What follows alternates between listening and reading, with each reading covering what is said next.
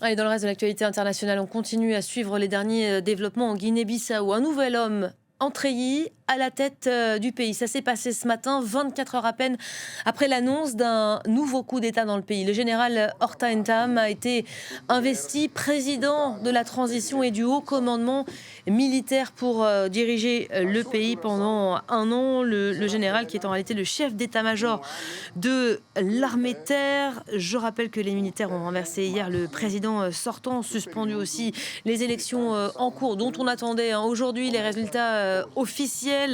Élections présidentielles et législatives donc suspendues que vous avez couvert pour nous, Sarah Sacco, ces derniers jours. Bonjour Sarah.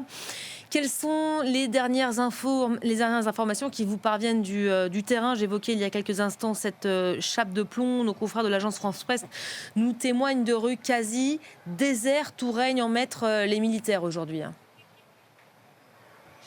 Mais c'est exactement cela. J'ai pu joindre quelques habitants. Alors en banlieue où il n'y a pas de circulation non plus, on voit des militaires à chaque rond-point. Véritablement, ils sont partout. En revanche, dans les quartiers, la vie reprend un peu, mais les gens sont obligés de tout faire à pied. Quelques commerces de proximité ont rouvert et les gens essayent de vaquer à leurs occupations, mais bon, c'est très limité.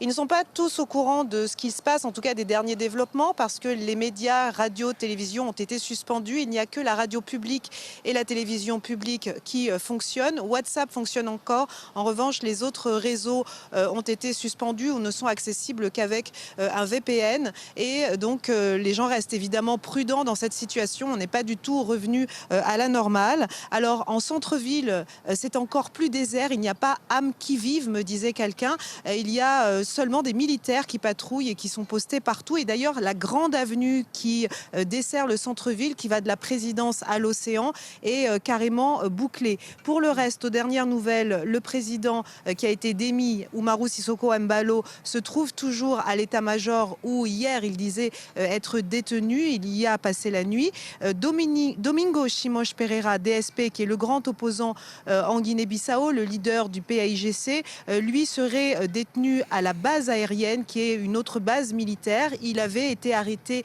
par des hommes armés hier après-midi. On était depuis sans nouvelles de lui. En revanche, le candidat Fernando Dias, qui apparaissait comme l'adversaire le plus sérieux au président Umaru dans ce scrutin, a publié hier soir une vidéo sur les réseaux où il explique être en lieu sûr et avoir échappé de peu à une tentative d'arrestation. Et il redit, comme plusieurs voix de l'opposition, que tout cela est une grande manipulation de la part du président Embalo pour confisquer l'élection. Voilà ce qu'il dit en gros dans cette vidéo. Merci beaucoup Sarah.